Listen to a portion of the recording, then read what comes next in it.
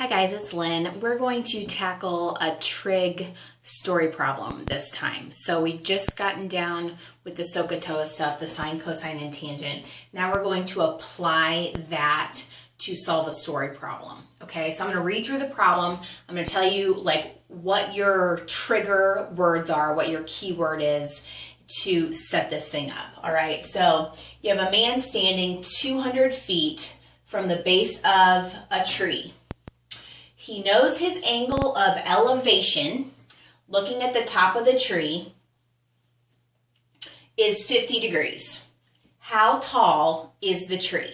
Now, with these trig story problems, the key thing is to draw the triangle correctly, being able to comprehend or decode the story problem so that you can draw an appropriate triangle. So let's break this down.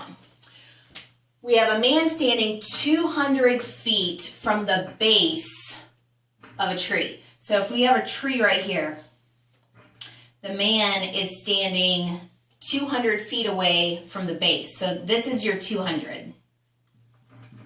All right, if that makes sense. So that's the first sentence, basically. Now the next sentence, keywords. He knows his angle of elevation, looking at the top of the tree, is 50 degrees. Angle of elevation. Angles of elevation and depression are always made with a horizontal line. Okay, so pretend you're looking straight out. If you have an angle of elevation, the angle is between the horizontal line and up. So this is your angle of elevation. Angle of depression is just the opposite. You have a horizontal line and you're looking down. That's an angle of depression, okay? So angle of elevation is going to be from the guy who's here looking up at the top of the tree. So this is your angle of elevation, and they say it's 50 degrees, all right? Now finally, we see what the question is. How tall is the tree? So that is our unknown. I'm going to label it with an X. Okay, so here is your right triangle. That is more than half the battle. If you can draw the correct right triangle from the wording of the problem, you should be in good shape. From here on out, you do have to know some trigonometry. You have to know your SOHCAHTOA stuff, right? So we have SOHCAHTOA. I always write that out just as a reminder.